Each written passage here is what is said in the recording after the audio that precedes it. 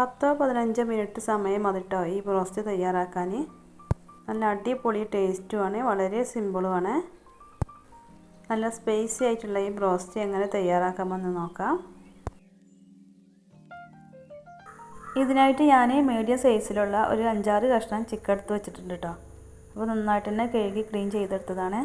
കുറച്ച് സ്പൈസി ആയിട്ടുള്ള ബ്രോസ്റ്റ് ആട്ടോ റെഡിയാക്കുന്നത്. ഇനി നമ്മൾ ഇതിലോട്ട് കുറച്ച് മസാലപ്പൊടികളൊക്കെ ചേർത്ത് കൊടുക്കുകയാണ്.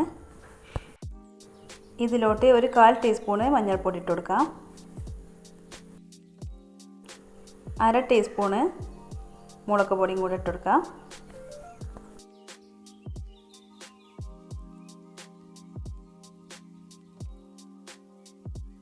അര ടീസ്പൂൺ ചിക്കൻ മസാല ഇട്ട് കൊടുക്കാം.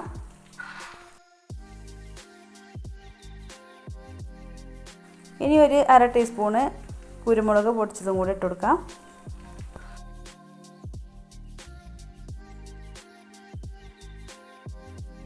ആവശ്യത്തിനുള്ള ഉപ്പ് കൂടി ഇട്ട് കൊടുക്കാം.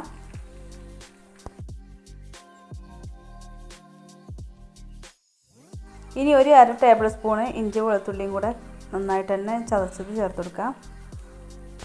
1 ടേബിൾ സ്പൂൺ കോൺഫ്ലവർ ഇട്ട് കൊടുക്കാം. കോൺഫ്ലവർ ഇല്ലെങ്കിൽ 1 ടേബിൾ സ്പൂൺ മൈദപ്പൊടി ഇട്ട് കൊടുത്തോണ്ട് കേട്ടോ. ഇനി ഇതിലോട്ട് 1 ടേബിൾ സ്പൂൺ വിനാഗിരിയും കൂടെ ഒഴിച്ചെടുക്കാം. എല്ലാം കൂടെ ഇട്ടിട്ട് നന്നായിട്ട് തന്നെ ഒന്ന് യോജിപ്പിച്ചെടുക്കാം.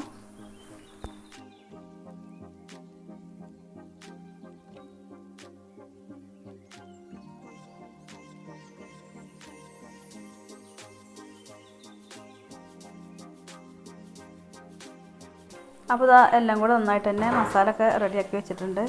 ഇനി ഇത് നമുക്കൊരു 15 മിനിറ്റ് സമയം ഒന്ന് റെസ്റ്റ് ചെയ്യാൻ വെക്കാം.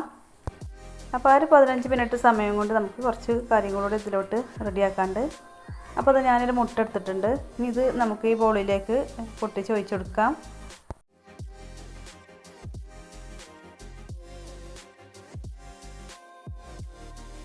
മുട്ട നമുക്ക് നന്നായിട്ട് തന്നെ ഒന്ന് കലക്കിയെടുക്കാം.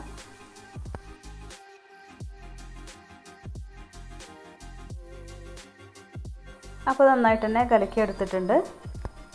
ഇതിലോട്ട് 1/4 ടീസ്പൂൺ ഉപ്പിട്ട് കൊടുക്കാം. 1/2 ടീസ്പൂൺ കുരുമുളക് പൊടിച്ചതുകൂടി ഇട്ട് കൊടുക്കാം. കുറച്ച് മുളക് പൊടിയും കൂടെ ഇട്ട് കൊടുക്കാം. അപ്പോൾ നമ്മൾ കുറച്ച് സ്പൈസി ആയിട്ടുള്ള ബ്രോസ്റ്റാണല്ലോ റെഡിയാക്കുന്നത്. അപ്പോൾ എരിവ് വേണമെന്നുണ്ടെങ്കിൽ ഇട്ട് കൊടുത്താൽ മതി. അപ്പോൾ 1 ടീസ്പൂൺ ഇഞ്ചി വെളുത്തുള്ളി ചതച്ചതും കൂടെ ഇട്ട് കൊടുക്കാം. എന്നിട്ട് നന്നായിട്ട് തന്നെ ഒന്ന് ഇളക്കി കൊടുക്കാം.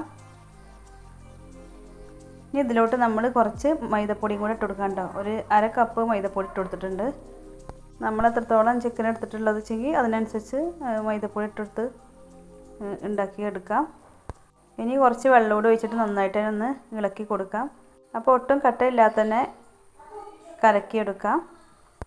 ഒരുപാട് വെള്ളം ഒഴിച്ചിട്ട് കലക്കിയെടുക്കണ്ട കേട്ടോ. കുറച്ച് ടൈറ്റായിട്ട് വേണം മാവ്. അപ്പോൾ നന്നായിട്ട് തന്നെ കലക്കിയെടുത്തിട്ടുണ്ട് കേട്ടോ.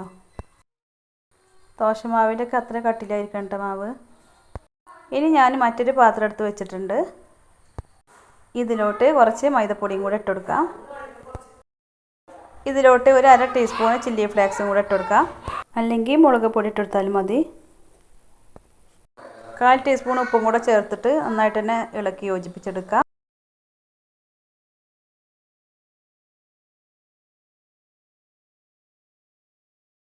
അപ്പോൾ ഇത് ഏകദേശം 15 മിനിറ്റോളം ആയിട്ടുണ്ട്. കുറച്ച് സമയം ഞാൻ ഫ്രിഡ്ജിലൊന്ന് വെച്ചിരുന്നു കേട്ടോ. അപ്പോൾ അതുകൊണ്ട് തന്നെ മസാല നന്നായിട്ട് തന്നെ പിടിച്ചിട്ടുണ്ട്. ഇനി നമുക്കിത് ഫ്രൈ ചെയ്തെടുക്കാം. ഇത് നമുക്ക് നമ്മൾ കലക്കിയെടുത്ത മൈദമാവിലൊന്ന് മുക്കിയെടുക്കാം. ഇനി മൈദപ്പൊടിയിലൊന്ന് കോട്ട് ചെയ്തെടുക്കാം. ഇങ്ങനെ ആക്കിയെടുത്തതിന് ശേഷം നമ്മൾ നന്നായിട്ട് തന്നെ ചൂടാക്കിയെടുത്ത എണ്ണയിലോട്ട് ഇട്ടെടുക്കാം.